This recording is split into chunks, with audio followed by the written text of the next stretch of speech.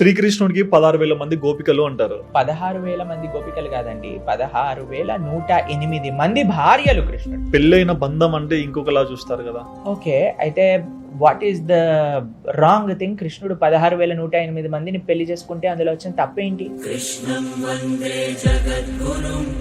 ఒకసారి బృందావనంలో మొత్తం అగ్ని, ఒక ఫారెస్ట్ ఫైర్ వచ్చినప్పుడు కృష్ణుడు అనగానే మొత్తం ఫారెస్ట్ ఫైర్ నోట్లోకి వెళ్తుంది.